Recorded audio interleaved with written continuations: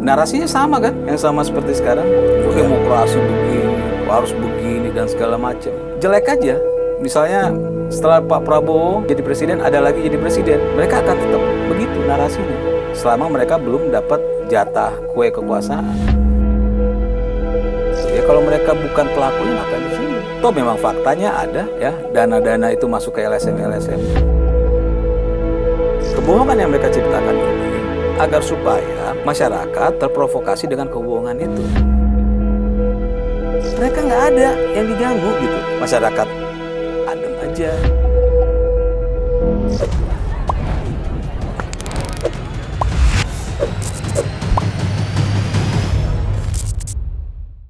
Oke pemirsa, balik lagi kita ke OTT, masih bersama saya dan di depan kita ada Bang Teddy Gusnadi, baru mendarat lagi Bang ya? Ya, baru mendarat lagi. Iya, hari ini Bang kita mau bahas tentang sesuatu yang lagi panas-panasnya sekarang. Ini berawal dari kegiatan halal bihalal para pengamat di Berandautan Kayu, itu 31 Maret 2026.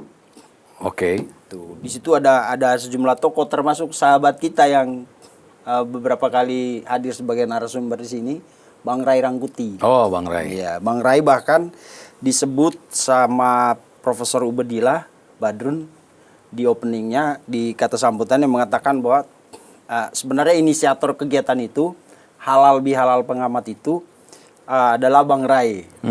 Bang Ray. Latar belakangnya dari mana? Menurut yang disampaikan Prof. Ube itu adalah reaksi atas pernyataan Pak Prabowo. Waktu itu kan kalau kita narik sedikit ke belakang, ada isu dana Soros itu kan. Dana dari Soros mengalir ke beberapa NGO. Lalu selang beberapa waktu kemudian Pak Prabowo mengeluarkan pernyataan bahwa ada pengamat NGO yang selalu berusaha menjatuhkan pemerintah, mengeluarkan statement-statement yang negatif tentang pemerintahan Pak Prabowo. Lalu Pak Prabowo bilang, saya tahu siapa pendananya, yang mendanai siapa, dan kita akan tertibkan. Nah, kata tertibkan ini dianggap sebagai momok oleh para pengamat itu, menurut apa yang mereka sampaikan. Karena menurut mereka, mungkin Pak Prabowo secara diksi mungkin emang itu yang dia tahu, menertibkan. Tapi kata menertibkan itu bisa diterjemahkan secara sangat ekstrim oleh bawahannya.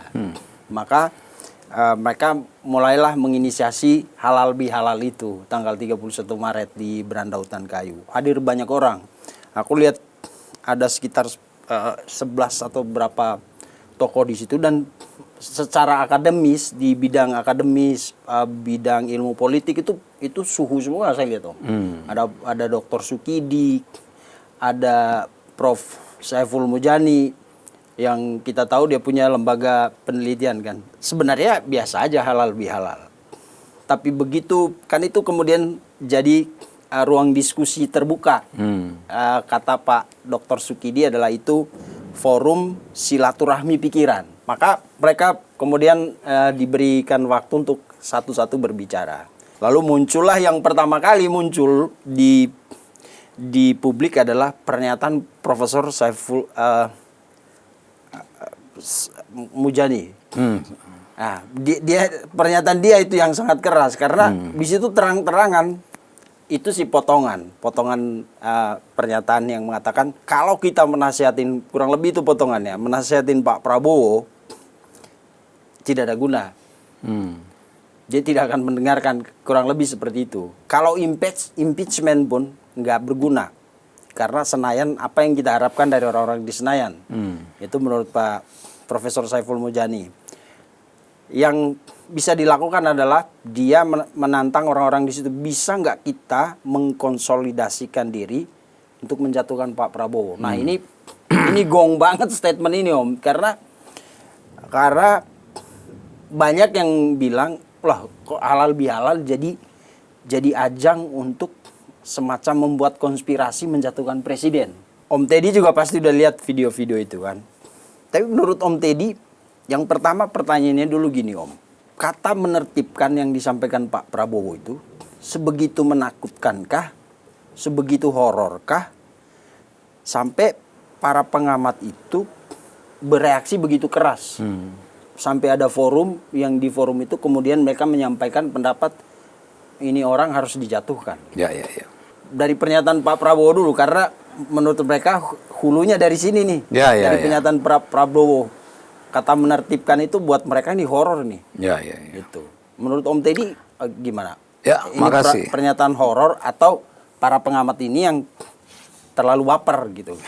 Ya, makasih ya Mas Vincent. Jadi gini, sebelum saya bahas itu saya mau menyampaikan bahwa orang-orang yang Anda sebutkan itu adalah orang-orang yang sudah pernah berhadapan-hadapan dengan saya dan harus dikoreksi kalau mereka dianggap orang-orang yang kompeten. Karena saya bisa mengatakan begini karena saya sudah berhadapan dengan mereka dan memang isinya tidak lebih seperti yang dianggap orang gitu. Ya, jadi pemikiran mereka ketika berhadapan-hadapan dengan saya langsung itu tidak sesuai dengan gelar mereka gitu ya.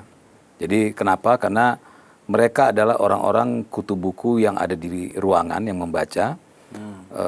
Ketika mereka membicarakan sesuatu di luar dari ruang buku, mereka itu nothing. Dan itu saya sudah buktikan. Silakan dilihat mau siapa pun namanya Ray Rangkuti, Ferry Amsari, segala macam itu nothing ya. Silakan pemirsa cek bagaimana saya berhadapan dengan mereka. Itu satu. Kedua, kalau memang dianggap ditertibkan itu, tertib itu kan bahasa Indonesia ya? Iya. Dan bahasa yang dipergunakan di semuanya. Dari kita sekolah juga harus tertib bicara, tertib apa dan segala macam ya. Jadi kalau sampai itu dinarasikan horor ya berarti memang mereka menginginkan bahasa Indonesia kata tertib itu menjadi sesuatu yang negatif ya. Jadi perlu dipertanyakan gelar-gelar mereka ketika mereka masih menarasikan kata tertib itu dengan cara yang negatif gitu. Ketiga, Pak Prabowo sebagai seorang presiden dia tahu siapa pelaku-pelakunya, siapa maling-malingnya. Tapi tidak menyebut nama kan. Nah, ini ibaratnya saya sering mencontohkan ada orang kentut di angkot gitu ya. Lalu si supir bilang, ini orang udah kebawaan kentut semua nih. Si supir bilang, ketika turun pada bayar si supir teriak, yang kentut tadi belum bayar. Nah, lalu ada satu orang yang marah-marah gitu kan. Saya sudah bayar gitu. Berarti yang kentut dia. Yang kentut dia. Nah, pernyataan Pak Prabowo itu buat pelaku. Ketika mereka akhirnya bersuara, masyarakat akan melihat bahwa mereka pelakunya sebenarnya. Bisa masyarakat menarasikan seperti itu. Oh, ternyata ini loh pelakunya gitu. Oh, ini ternyata malingnya. Oh, ini ternyata yang kentut. Oh, ini orang-orang pion-pion dari pihak asing yang dimaksud oleh Pak Prabowo. Kan jadi begitu. Kalau mereka nggak merasa bagian dari yang disampaikan oleh Pak Prabowo, harusnya mereka diam dong. Tapi ketika mereka bereaksi, artinya ya apa? Artinya masyarakat kan bisa melihat bahwa oh pantas lu marah, ketahuan sama Pak Prabowo lu pada gitu kan. Okay. Nah selanjutnya yang keempat, saya selalu mengatakan begini, para pengamat itu dengan menyampaikan bahwa Pak Prabowo tidak mungkin bisa berubah, ya memang Pak Prabowo tidak sebagai seorang pimpinan, dia tidak akan berubah, karakternya dari dulu seperti itu. Dan dia tidak mungkin akan mengikuti narasi-narasi sesat yang disampaikan oleh para pengamat-pengamat itu. Karena Pak Prabowo sebagai presiden, ini pendidikan politik juga bagi masyarakat. Sebagai seorang presiden, Pak Prabowo itu hanya patuh dan tunduk pada undang-undang dan Undang-Undang Dasar 45. Silakan kalau kalian baca bagaimana sumpah seorang presiden ya di konstitusi kita. Ya, jadi kalau sampai para pengamat bilang Pak Prabowo harusnya begini, terus Pak Prabowo tidak ikutin maunya mereka, dianggap Pak Prabowo salah. Ya nggak begitu, gitu. Karena Pak Prabowo tidak tunduk pada statement atau usulan dari pengamat. Jangan pengamat, masyarakat pun nggak harus tunduk Pak Prabowo. Sebagai presiden ya, sebagai presiden itu dia menjalankan perintah undang-undang dan peraturan, dan dia wajib patuh terhadap amanat konstitusi gitu. Oke. Nah, jadi kalau sampai para pengamat ini menganggap apa yang mereka sampaikan itu adalah benar, itu adalah sebuah kekeliruan besar, karena pemilik kebenaran di negara ini bukan mereka.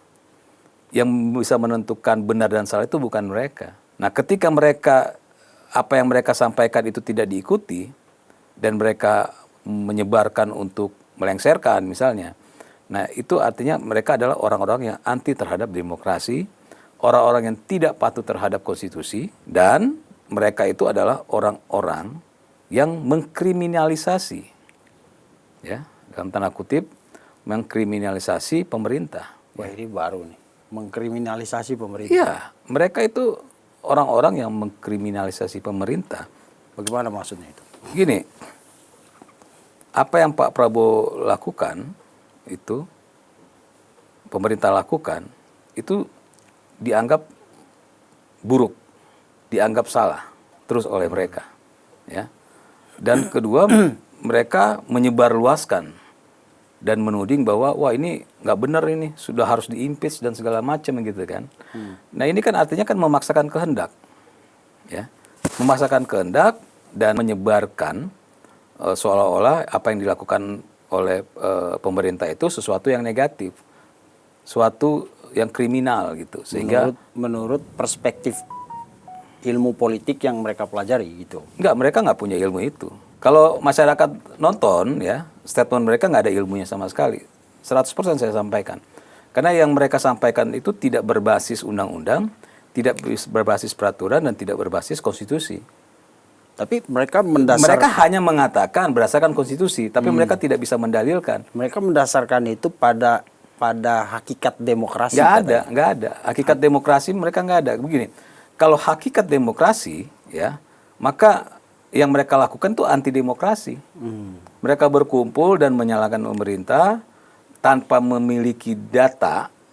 Itu kan adalah orang-orang, dan memaksakan kehendak, itulah orang-orang yang anti demokrasi. Jadi mereka bicara demokrasi, tapi mereka anti terhadap demokrasi. Oke. Ya. Jadi mana yang benar ini? Mereka yang anti. Mereka yang nggak benar. Tapi di satu sisi mereka merasa mereka harus tampil bicara dengan perspektif keilmuan mereka karena melihat ada gejala, bahkan sudah ada di depan mata, demokrasi itu sudah hampir mati. Nggak ada. Itu kan ciptaan mereka semua. Ya. Itu kan ciptaan mereka. Itu orang-orang itu kan sama seperti zaman Pak Jokowi gitu kan. Narasinya sama kan. Yang sama seperti sekarang. Demokrasi begini, harus begini dan segala macam. Jelek aja. Jadi nanti abis ini Pak Prabowo nih, misalnya setelah Pak Prabowo jadi presiden, ada lagi jadi presiden, mereka akan tetap begitu narasinya selama mereka belum dapat jatah kue kekuasaan. Kan tujuan mereka mendapatkan kekuasaan. Coba masyarakat tonton, tidak ada satupun narasi mereka yang mereka sampaikan yang ada ilmunya. Saya dapat bantah itu.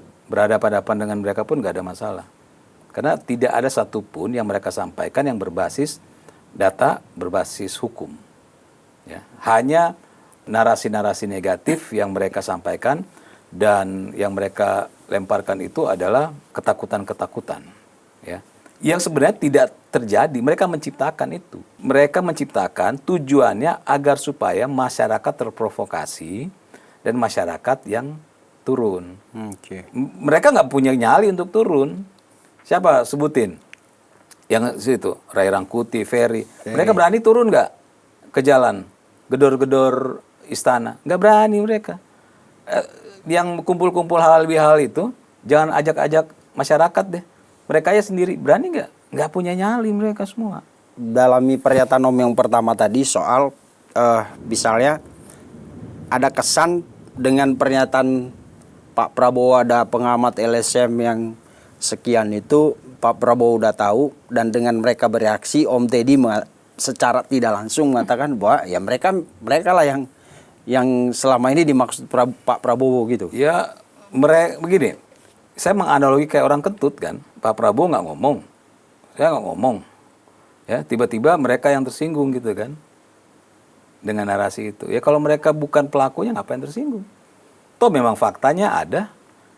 Ya, dana-dana itu masuk ke LSM, itu fakta ada gitu. Dan sudah tersebar luas gitu. Iya. Tapi di situ mereka memposisikan diri sebagai sekumpulan masyarakat civil society istilahnya itu. Masyarakat yang berpikir kritis, tidak mau tunduk pada aturan-aturan yang dianggap sudah mengekang bahkan membelenggu sistem demokrasi. Nah, itulah saya bilang kebodohan mereka. Mereka masih bisa berkumpul, masih bisa bicara seenak-enaknya, terus mereka teriak membelenggu demokrasi. Gimana ceritanya? Kalau pemerintah membelenggu demokrasi, ya kan mereka tuh yang orang-orang tua itu udah pernah ngerasain di zaman Pak Harto. Berani nggak mereka tampil begitu? Nggak berani. Nah itu baru boleh bicara gitu. Nah sekarang mereka boleh menuding pemerintah, menuding presiden, ya. Lalu mereka teriak-teriak bahwa pemerintah anti demokrasi, itu dari mana ceritanya? Ya itu narasi yang mereka bangun. Ya, itulah, itu saya bilang itu kebodohan yang mereka. Menurut mereka itu yang terjadi sekarang. Dan mereka itu bukan pemilik kebenaran. Apa yang mereka sampaikan itu bukan sesuatu yang paling benar di negara ini. Kalau pemilik kebenaran itu adalah aktivis, maka besok-besok semua orang akan melabeli dirinya aktivis. Agar supaya apa yang disampaikan itu adalah hukum. Apa yang disampaikan orang-orang itu ya pernyataan-pernyataan kosong aja. Dan itu bukan pernyataan hukum dan bukan sebuah kebenaran di negara ini. Kalau pandangan ya boleh-boleh aja. Ya. Tapi ketika memaksakan artinya apa? Mereka bicara anti demokrasi, mereka lah anti demokrasi. Mereka bicara kriminalisasi, mereka lah yang mengkriminalisasi pemerintah ini. Mereka bicara teror, mereka lah yang meneror negara ini. Mereka yang meneror masyarakat dengan narasi-narasi negatif. Jadi mereka adalah peneror yang sebenarnya. Dari Profesor Saiful Mujani, ada satu Dr. Sukidi. Dia mengatakan kita sekarang itu berhadapan dengan hantu totalitarian. Jadi negara ini udah mengarah ke totalitarianisme. Yang menurut mereka, dia membandingkan dulu di Eropa demokrasi itu mati.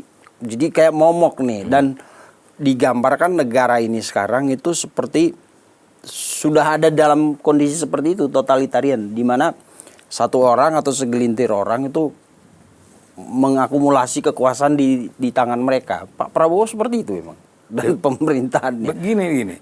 Itulah jadi, maksudnya itu kan emang kalau kita lihat di ilmu politik itu kan memang teori politik, teori ilmu politik kan. Di mana-mana ya kalau demokrasi ada di tangan pemimpin yang totaliter atau otoriter, ya maka demokrasi itu mati. Nah, dan menurut mereka Indonesia, menurut Dr. Sukidi, Indonesia itu sekarang ada di situ. Nah, inilah yang saya bilang, mereka itu punya label tapi mereka nggak pinter. Kenapa? Mereka hanya dilabeli ahli, tapi mereka nggak ahli. Mereka itu mau menyerang siapa? Mau menyerang sistem di negara kita, atau mau menyerang kebijakan presiden. Ini kan dua hal yang berbeda. Apa yang mereka mau omongin itu apa? Kalau mereka mau ngomongin, wah sistem pemilihan di negara ini misalnya tidak sesuai dengan pikiran mereka, maka yang mereka lakukan itu, yang mereka kritisi itu adalah sistemnya. Undang-undang pemilunya, Undang-Undang Dasar 45-nya, bahkan mereka kritisi Pancasilanya. Jangan-jangan sebenarnya bukan Pak Prabowo yang mereka mau kritisi. Mereka sebenarnya tidak suka dengan Pancasila dan Undang-Undang Dasar 45. Cuma mereka tidak punya nyali untuk menyampaikan hal itu gitu. Kan Pak Prabowo sebagai presiden dia mengikuti proses berdasarkan Undang-Undang Pemilu, mengikuti proses berdasarkan Undang-Undang Dasar 45. Jadi beliau terpilih itu benar-benar berdasarkan konstitusi kita, berdasarkan undang-undang kita. Dan ketika beliau menjalankan, ada nggak sesuatu yang melanggar undang-undang? Ada nggak yang melanggar konstitusi? Nggak ada. Oke. Soal pemilu itu Ferry Hamzari masih menyinggung soal MK 90.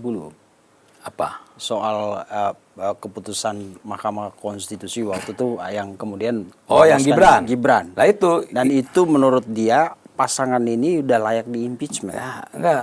Ferry Hamzari itu sempat beberapa kali dengan saya, dia tuh nggak bisa membedakan pasal di dalam undang-undang dan pasal di dalam peraturan kok. silakan masyarakat nonton tuh saya dengan Ferry. Dia tidak bisa membedakan mana pasal peraturan dan mana pasal undang-undang. Ya. Jadi kita mau berharap apa sama orang seperti itu? Kedua, kalau dia benar-benar orang konstitusi, dia harus tahu bahwa setiap warga negara berhak ya untuk meningkatkan dirinya. Artinya, kalau waktu itu Mas Gibran yang ngajukan ke MK terhadap dirinya itu boleh. Gitu. Dan putusan MK itu final dan mengikat. Jadi kalau pakai label MK ahli konstitusi terus nggak ngerti begituan, itu perlu dipertanyakan, gitu kan. Dan itu kan sebenarnya bukan alasan, ya. Itu kan sudah terjadi. Yang mereka, makanya saya katakan lagi, apa yang terjadi terkait putusan MK itu final dan mengikat dan siapapun boleh. Kenapa Ferry Amsari itu tidak jadi calon wakil presiden waktu itu? Ya karena dinilai dia tidak mampu. Kapasitasnya masih lebih tinggi Gibran. Nah sekarang dia mencoba mendikte kepada orang yang punya kemampuan lebih dari dia, ya kan konyol gitu. Nah, terkait hantu apa? Hantu totalitarianisme. Kenapa dia bandingkan dengan Eropa? Kenapa dia nggak bandingkan profesor itu bandingkan dengan Orde Baru? Orde Baru. Kenapa dia tidak ke situ? Kita udah lewat dari situ dia bilang. Setelah reformasi kok malah balik ke sana? Enggak ada. Karena kalau orang yang, makanya orang-orang itu kan orang-orang di kutu buku, orang-orang yang tidak bergaul, orang-orang yang hanya di ruangan baca, kebanyakan nonton film horor, akhirnya ya itu yang keluar gitu. Pasti orang yang kalau ikut pergerakan Orde Baru dan reformasi pasti ngerti perbedaannya. Nah mereka kenapa nggak ngerti? Ya karena mereka bukan pelaku. Mereka para pengecut di masa Orde Baru. Siapa hantu itu? Ya mereka sendiri. Itu yang saya bilang. Fakta yang terjadi sekarang ini adalah orang-orang seperti mereka itu adalah orang-orang yang mengkriminalisasi pemerintah dan negara. Dan mereka adalah orang-orang yang menteror pemerintah dan negara, termasuk menteror masyarakat dengan narasi-narasi negatif. Apa tujuannya? Agar supaya masyarakat terprovokasi. Padahal nggak ada masalah. Gitu. Tidak ada masalah sama sekali, mereka yang bikin masalah. Ketika mereka bikin masalah, pemerintah juga nggak ngapa-ngapain, mereka ciptakan lagi hal baru. Wah, sudah anti demokrasi dan segala macam. Konyol nggak? Orang-orang berani teriak anti demokrasi pemerintah, tapi mereka masih ada. Masih bisa kumpul-kumpul, masih bisa santai, masih bisa kemana-mana bebas. Menurut mereka itu indikatornya itu salah satunya menurut masih Dr. Sukidi itu adalah indikatornya totalitarian itu bekerja dengan dua cara. Itu yang pertama teror. Salah satu yang mereka sebut kemarin itu teror terhadap Andri Yunus. Yang kedua lewat sistem tiran, cara kerja seorang tirani dengan tangan besi gitu. Dokter Profesor Ubedillah bahkan menyebutkan mereka tuh sekarang dikuntit-kuntit gitu loh. Ya. Jadi ada yang ada orang asing yang menurut mereka asing yang mereka tidak kenal sebelumnya, tapi terkesan intens gitu mengikuti, membuntuti mereka. Itu cara mereka ya untuk membenarkan halusinasi mereka. Kenapa saya mengatakan halusinasi? Pertama mereka menuduh misalnya negara gitu kan. Emang sudah ada bukti. Ini katanya orang-orang hukum. Sudah ada bukti pelakunya misalnya pemerintah. Enggak kan? Bisa jadi ya. Ini bisa jadi saya katakan ya. Garis bawahi. Bisa jadi pelakunya adalah mereka. Mereka yang melakukan, lalu mereka framing bahwa ini negara loh, ini pemerintah loh yang melakukan. Bahkan kemarin yang dengan Bang Tendri ya, yang sudah memvonis bahwa pelakunya adalah Pak Prabowo. Ketika saya tanya, ngeles. Ya model-modelnya kayak Tendri ini mereka sama. Nanti kalau kita undang ke sini tanya, mereka nggak akan pernah bisa jawab. Makanya kenapa orang-orang itu ketika kita undang di OTT nggak pernah berani datang. Ya karena mereka tahu ketika ditanya apa buktinya secara hukum mereka nggak akan pernah bisa jawab. Cara mereka adalah menuduh. Lalu supaya kelihatan tuduhannya mereka itu serius, mereka bikin cerita seolah-olah bohong-bohongan bahwa mereka diikuti gitu kan. Itu supaya mendramatisir kebohongan mereka gitu. Kenapa saya bilang kebohongan? Belum ada fakta hukum kok pelakunya siapa. Itu satu. Ya. Kan berarti kan bohong yang mereka sampaikan. Lalu untuk menutupi kebohongan mereka ciptakan kebohongan baru bahwa mereka diikuti. Padahal siapa sih mereka? Nothing di negara ini. Bukan orang yang dianggap sesuatu yang meresahkan negara. Ya. Mereka kan ini udah bertahun-tahun teriak-teriak, ya, tapi nggak dianggap kan. Mereka kayak katak dalam tempurung. Para pengecut berkumpul jadi satu, terus cerita-cerita horor sendiri, terus mereka takut sendiri. Ini kan kayak bocah jadinya kan. Oke. Nonton di rumah, terus nonton film horor, mereka ketakutan sendiri. Udah gitu mereka mau pulang takut gitu. Lalu mereka teriak-teriak, wah ada hantu, wah ada ini. Ya itu adalah orang-orang yang nggak bergaul. Para kutu buku yang hanya hidup di sebuah ruangan, yang tidak pernah turun ke jalan, yang tidak tahu kondisi masyarakat real, ya kerjanya begitu. Mereka butuh sesuatu untuk mereka utarakan agar supaya mendapatkan perhatian. Kan untuk mendapatkan perhatian mereka harus membuat komentar-komentar jorok ya, agar supaya secara media bagus gitu kan. Ya setelah itu apa? Ya setelah itu ya mereka berharap agar supaya dipanggil dan diberikan posisi. Udahlah, ya kan kita sudah tahu lah, ya sudah banyak kan tokoh-tokoh seperti mereka ketika dikasih jabatan langsung pada diem. Oke. Setelah dipecat keluar lagi ngomongnya gitu. Nah, dalam sejarah itu kan kita tahu pergantian atau rezim change, penggantian rezim itu kan ada dua cara, Om. Konstitusional, ya kan? Atau konstitusional itu bisa pemilu, bisa impeachment juga. Impeachment itu konstitusional kan, Om? Ya, ada diatur dalam undang-undang. Undang-undang Dasar 45. Tapi juga ada cara-cara people power. Ya. Cara-cara people power itu diterima nggak diterima emang terjadi kan. Nah, cuman kan biasanya people power itu ada pengkondisian dulu. Pengkondisian itu bisa dari orang-orang oposisi atau juga dari kondisi pemerintahan itu sendiri yang tidak becus mengurus satu negara sampai menimbulkan rasa frustrasi sosial yang memuncak akhirnya semakin membesar. Nah, menurut Om, kita ada di situ sekarang? Nggak ada, kan saya udah bilang itu kebohongan yang mereka sampaikan. Kita tanya siapapun sebutin, mau Ray Rangkuti, Ferry dan segala macam. Mereka tinggal di Indonesia, pulang ke rumah aman, kerja nyaman, dengan keluarga bisa kemana-mana aman, keluar negeri aman, keluar daerah nyaman, nggak ada masalah. Terus bikin horor. Kita lihat aja kemarin tuh, lagi Lebaran.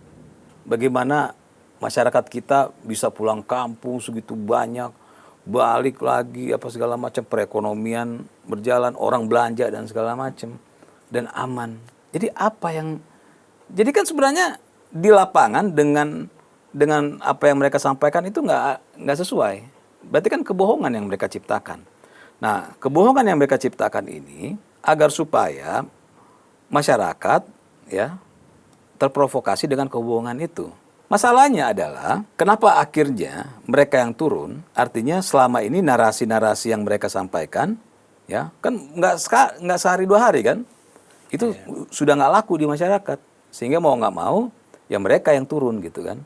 Tapi mereka tidak punya nyali untuk turun ke jalan, gitu. Jadi kalau misalnya secara realita di tengah masyarakat tidak ada masalah, di pemerintahan sendiri juga baik-baik saja, berarti masalahnya jadi mereka. Maka kan saya bilang masalah mereka apa sih, Om? Ya mereka butuh jabatan, mereka butuh exposure, ya. Apalagi nggak ada lagi, ya. Ending-endingnya apa? Ya urusan makanan kan ini. Apa sih Ray Rangkuti, Ferry urusan apa? Urusan makanan. Terus apa? Caranya untuk mendapatkan kekuasaan gini, saya bilang. Kalau untuk kalian untuk mendapatkan kekuasaan, ini yang halal bihalal itu, saya tantang untuk bikin partai politik. Ya, untuk bikin partai politik, untuk bertarung di 2029. Bisa nggak mereka? 100% saya yakin nggak bisa mereka. Karena mereka nggak punya kemampuan, secara akademik mereka nggak punya kemampuan, secara lapangan mereka nggak punya kemampuan, secara uang nggak punya juga. Kan yang mereka lakukan kan mencari uang kan? Seperti yang Mas Vincent bilang tadi, untuk mendapatkan kekuasaan, jalurnya sudah jelas. You bikin partai, ya, you ikut pemilu, you mencalonkan jadi calon presiden. Ray Rangkuti misalnya dicalonkan jadi calon presiden, monggo, nggak ada masalah. Sanggup nggak? Ya kalau nggak sanggup, ya sudah. Jangankan untuk maju, untuk bikin partai aja saya tantang nih mereka semua. Bikin partai berani nggak? Nggak punya kemampuan. Orang-orang yang tinggalnya di ruang kosong, baca buku, terus mau turun ke lapangan, nggak mungkin bisa. Ingat loh, ini masyarakat harus tahu. Kenapa Rocky Gerung itu akhirnya sampai detik ini hanya bicara saja? Karena dia dulu pernah bikin partai. Partainya itu layu sebelum berkembang. Kenapa? Karena mereka tidak punya kemampuan, Rocky Gerung dan teman-teman nggak punya kemampuan. Apalagi dalam menjalankan partai, sehingga layu sebelum berkembang. Nah, kayak Ferry, kayak siapa, Ray Rangkuti, dan profesor-profesor yang lain yang disebutkan itu, mereka sama sekali nggak punya kemampuan. Makanya saya tantang, yang halal bihalal, silakan bikin partai, namanya partai halal bihalal, kayak nggak apa-apa. Ya. Terus kita bertarung di 2009. Saya yakin 1000%, ya, partai mereka layu sebelum berkembang. Oke. Kalau soal kemampuan sih dalam konteks tertentu mereka punya secara akademis di dunia secara keilmuan. akademis gini, mereka cuma punya label, tapi ketika bicara akademis mereka nggak punya nilai akademis. Lihat hasil yang mereka sampaikan di halal bihalal. Ada nggak nilai akademisnya? Sama sekali nggak ada. Malah saya lebih hebat dari mereka dalam menyampaikan data akademis. Itu fakta. Oke. Kalau soal misi misalnya, saya sih sanksi kalau kita mensimplifikasi mereka cari jabatan, cari uang atau memang itu. Mungkin nggak mereka itu mewakili kekuatan politik tertentu? Bisa jadi. Ada sesuatu yang tidak ada masalah, terus dibikin masalah. Tujuannya apa? Kalau bukan mau cari jabatan dan uang. Cari masalah. Ya orang gila doang yang cari masalah. Tapi saya nggak bilang mereka gila. Kan cuma 3. Cari uang, cari jabatan, tapi cari masalah itu saya coret karena itu orang gila. Ya. Nah, apa yang mereka kejar sekarang ini? Itu 2. Nggak ada lagi, bos. Ya. Kecuali kondisi negara kita waktu itu sama seperti di 97-98. Ya, di mana kita mau bicara itu susah, nggak boleh. Itu baru. Kalau misalnya keyakinan kita diganggu, itu kita bisa marah. Kalau ternyata kita berbicara itu dikebiri, itu kita bisa marah. Kita diganggu secara pribadi, itu kita bisa marah, semarah-marahnya. Lah, mereka nggak ada yang diganggu gitu. Masyarakat adem aja. Ya, yang namanya negara yang ada masalah itu di semua negara juga negara ada masalah gitu kan. Dan itu bukan sebagai pembenaran untuk menyatakan negara ini gagal. Nggak ada gitu kan. Semua orang pasti begitu. Nah, ini yang harus masyarakat tahu bahwa tujuan mereka itu bukan buat bangsa dan negara. Tujuan mereka itu untuk uang dan jabatan. Dalam arti uang itu ya mereka nyari nafkah. Apa cari nafkahnya ya? Akhirnya bisa bisa dipanggil sana sini misalnya. Akhirnya bisa bikin project, bisa apa. Itu kan bagian dari usaha untuk mendapatkan uang dan sah-sah saja. Oke, jadi menurut Om sebenarnya yang tersumbat itu atau yang terancam itu bukan demokrasi di bawah pemerintahan Pak Prabowo, tapi yang terjadi adalah mampetnya syahwat politik atau apapun kepentingan orang-orang. Ya iyalah. Jadi demokrasi kita nggak mampet. Yang mampet itu isi kantong mereka. Isi kantong mereka dan jabatan yang mampet. 1000%. Kalau dikasih jabatan diterima kok. Apa? Kan syarat-syarat yang saya bilang tadi, mereka diganggu nggak? Nggak. Mereka bicara di negara ini bebas boleh nggak? Boleh. Mereka kemana-mana aman-aman. Terus apa masalahnya? Terus mereka akhirnya menciptakan kebohongan bahwa negara ini lagi begini dan begitu. Lalu kebohongan itu mereka tidak berani hadapi sendiri. Mereka lempar ke masyarakat supaya masyarakat terprovokasi. Saya pengen tahu kalau mereka mau makar gitu kan. Turunkan Prabowo. Berani nggak Saiful, siapa Ferry dan yang lain itu langsung nggak perlu bawa orang-orang, ya, langsung ke istana ngamuk-ngamuk sana, berani nggak? Jebol istana, berani nggak mereka? Nggak punya nyali. Tapi kalau makar atau menggulingkan pemerintahan sah di tengah jalan tuh, itu cara beradab apa bukan? Ya nggak beradab lah. Berarti apa yang mereka bilang, mereka civil society yang Ya, mengedepankan adab. orang-orang gini. Orang-orang pengecut, ciri-ciri orang pengecut adalah mengatasnamakan civil society, mengatasnamakan kata masyarakat. Padahal mereka kan orang-orang yang tidak dipilih oleh masyarakat. Saya berkali-kali dari dulu saya selalu mengatakan, aktivis-aktivisan, pakar-pakaran, pengamat-pengamat itu nggak layak kalau mengatasnamakan rakyat, civil society lah. Ketika mereka menyampaikan hal itu, artinya apa? Artinya mereka adalah orang-orang yang tidak memiliki, ya, data dan informasi yang jelas. Caranya adalah mengatasnamakan orang lain. Nah, itu pengecut, ciri-ciri pengecut. Ciri-ciri pengecut itu adalah mengatasnamakan orang lain untuk membenarkan, ya, apa yang dia sampaikan. Itu pernah berapa tahun lalu saya dengan ada salah satu yang tokoh yang melabelkan diri pakai label agama. Saya tanya, ini pernyataan siapa? Anda atau umat atau rakyat? Kalau pernyataan Anda, ya pernyataan Anda, harus berani, saya bilang. Jangan jadi pengecut, kelabakan dia. Kenapa? Karena dia tidak dipilih oleh rakyat. Makanya saya tantang, itu yang halal bihalal itu kalau mau menjatuhkan presiden, mau makar, misalnya, kalian yang turun langsung, jangan ajak-ajak orang. Kalian yang gedor langsung istana, berani nggak? Saya tantang, kalau mereka ingin berkuasa, bikin partai politik, kita bertarung. Itu jalurnya konstitusional ya. Kedua, kalau lu mau pakai jalur inkonstitusional, maka kalian jangan ajak masyarakat. Kalian, ya, sekumpulan berapa orang itu terobos istana. Dan ironisnya, mereka itu kan, ya, apapun yang mereka sampaikan sekarang, tapi mereka punya latar belakang pendidikan dan lain-lain. Tapi nggak kepake pendidikan yang bagus mereka. lah. Cuma ironisnya, mereka akhirnya dibalas oleh para netizen yang kita sendiri tidak tahu latar belakangnya. Kalau diadu pendidikan dan lain-lain pasti tidak setara. Tapi justru saya lihat di sosial media sekarang itu banyak sekali konten-konten yang menyebut para profesor ini, tokoh-tokoh ini sebagai pengkhianat, pengecut, semua yang buruk jadinya.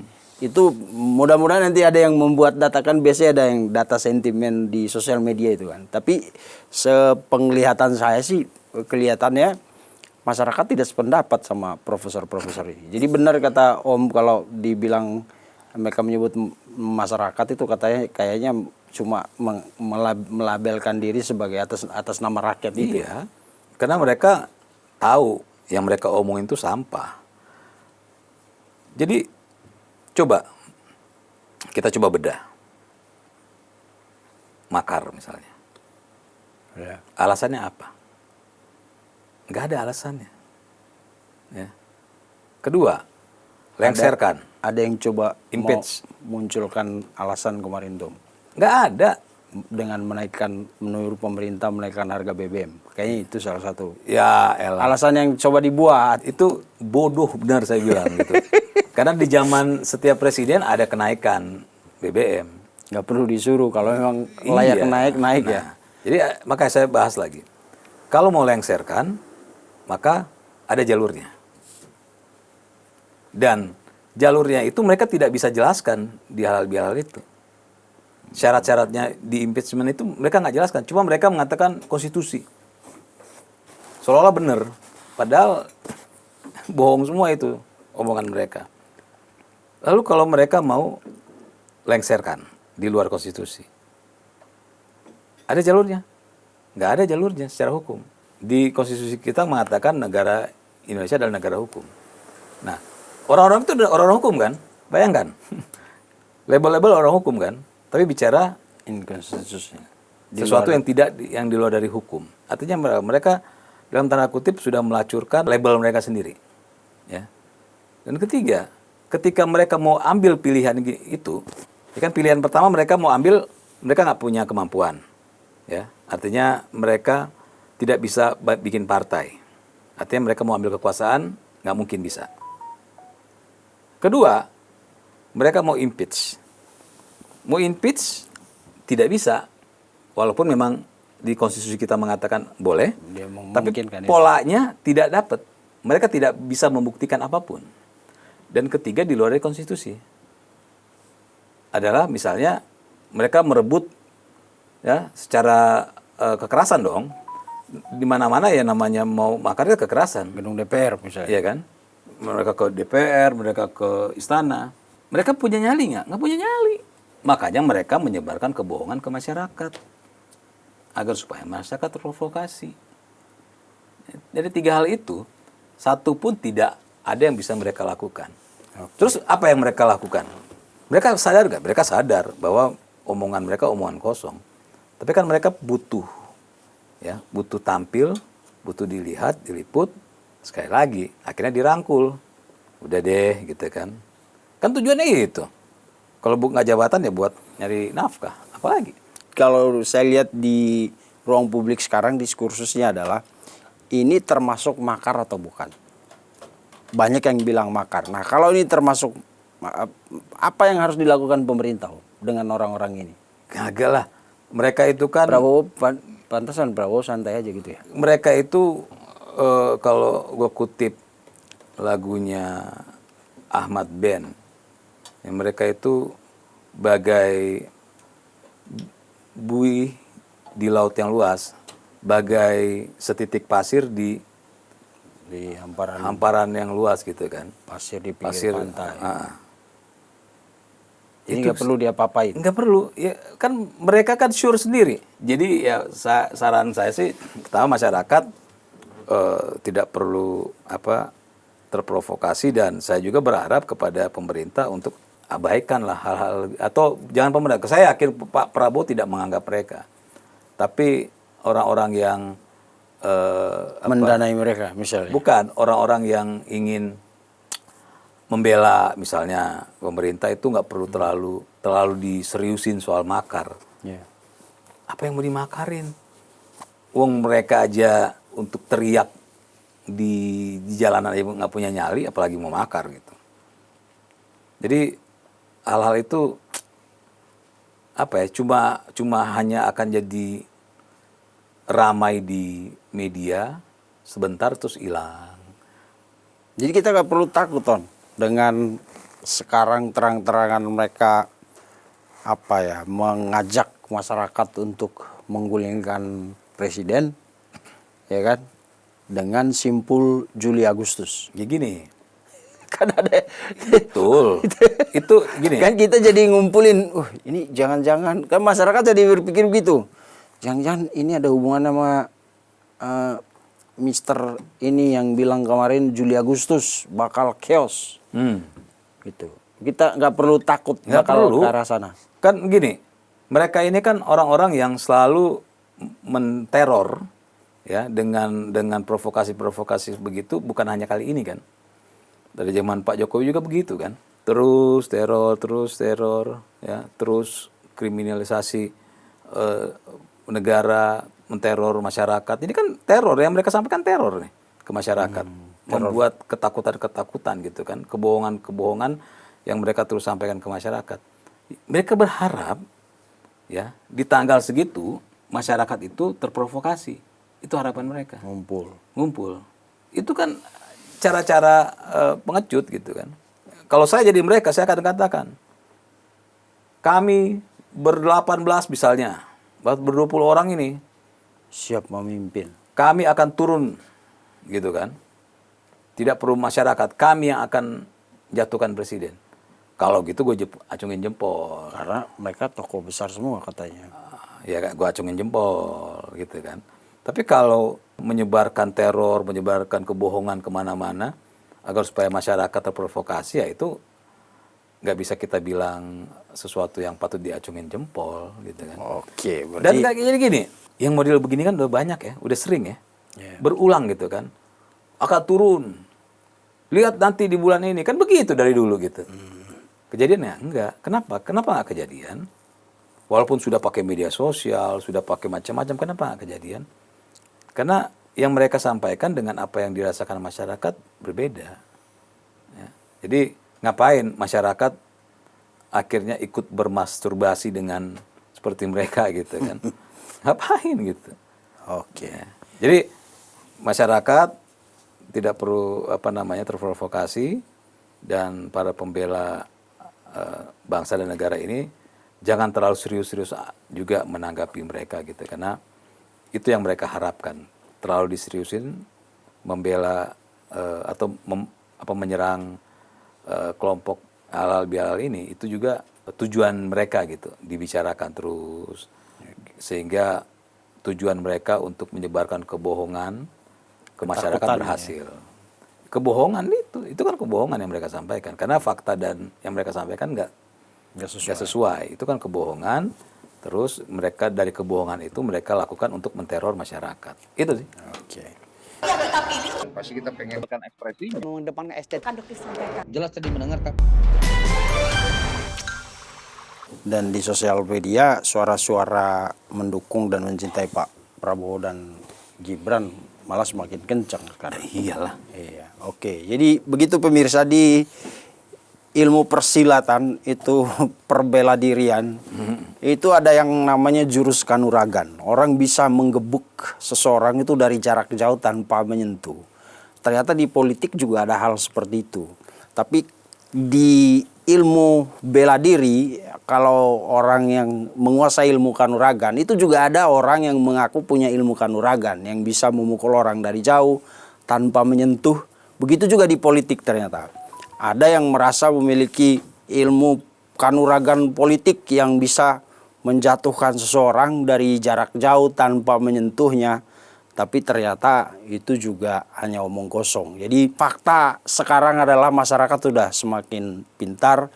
Sepinter-pinternya kita membungkus narasi untuk menimbulkan yang menurut mereka menimbulkan kegaduhan, itu pasti tidak akan diikuti. Karena masyarakat sudah belajar dari banyak sekali kekisruan, baik di tingkat daerah maupun tingkat nasional. Yang mereka rasakan adalah ujung-ujungnya yang menderita adalah masyarakat. Sementara para orator dan lain-lain yang tadinya begitu menggelora, membakar semangat, begitu terjadi kekisruan, mereka aman dan selamat. Yang bertarung, berjibaku habis-habisan adalah masyarakat itu sendiri. Dan itu suara-suara yang saya tangkap akhir-akhir ini setelah isu makar-makar itu muncul, Om. Jadi masyarakat mengatakan, terus apa? Setelah Prabowo turun, siapa yang menggantikan? Terus kalau yang menggantikan tidak puas lagi, diganti lagi.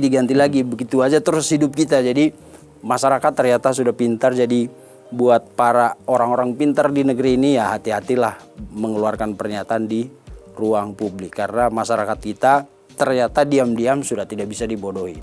Ya, begitu aja. Terima kasih Om Teddy. Semoga obrolan ini membuat kita semua jauhlah dari kecemasan tentang rezim change dan lain-lain yang digembar-gemborkan di ruang publik kita saat ini. Terima kasih. Terima kasih. Sampai jumpa di episode selanjutnya.